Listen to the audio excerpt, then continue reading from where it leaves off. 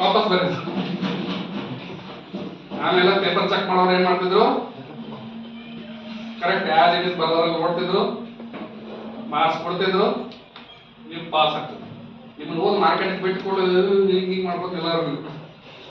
ಅದಕ್ಕೆ ನಿಮಗೆ practical example ಅಥವಾ ಪ್ರಾಕ್ಟಿಕಲ್ ಆಗಿ ಮಾರ್ಕೆಟ್ ಬಗ್ಗೆ ತಿಳಿಸುವ ಉದ್ದೇಶ ನಮ್ದಾಗಿದೆ.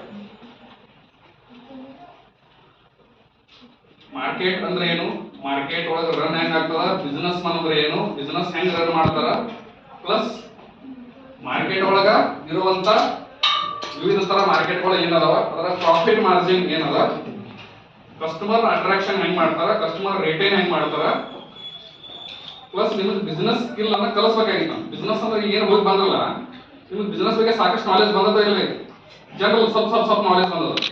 ನಾಳೆ ನಿಮಗೆಲ್ಲರೂ ಬಿಸ್ನೆಸ್ ಮಾಡಕ್ ಅವಕಾಶ ಸಿಕ್ತು ಅಂದ್ರೆ ನೀವು ಒಂದು ಒಳ್ಳೆ ಬಿಸ್ನೆಸ್ ಮನ್ ಆಗ್ಲಿಕ್ಕೆ ಇದೊಂದು ದಾರಿ.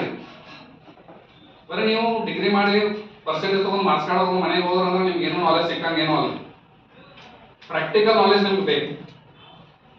ಮತ್ತೆ ಈ ಸರ್ಕಾರಿ ನೌಕರಿ ಮಾಡೋದ್ರಿಂದ ನೀವು ಬಿಸ್ನೆಸ್ ಮಾಡಿದ್ರಂತ ಬಹಳ ಜನ ಬಹಳ ಜಲ್ದಿ ಶ್ರೀಮಂತರಾಗ್ತದೆ. ಈಗ ಜಗತ್ತಿನಾಗ ಇರುವಂತ ಅತಿ ದೊಡ್ಡ ಶ್ರೀಮಂತರು ಯಾರ್ರೀ? ನೌಕರಿ ಮಾಡೋರ, ಬಿಸ್ನೆಸ್ ಮಾಡೋರು? ಜಗತ್ತಿನ ಶ್ರೀಮಂತರ ಲಿಸ್ಟ್ ತಗೊಂಡ್ಬರಿ ಮ್ಯಾಲಿಂದ ಕೆಳಗ ಎಲ್ಲರೂ ಯಾರ್ರಿ? ಬಿಸ್ನೆಸ್ ಮಾಡ್ಕೊಳ್ಳ. ಅವರು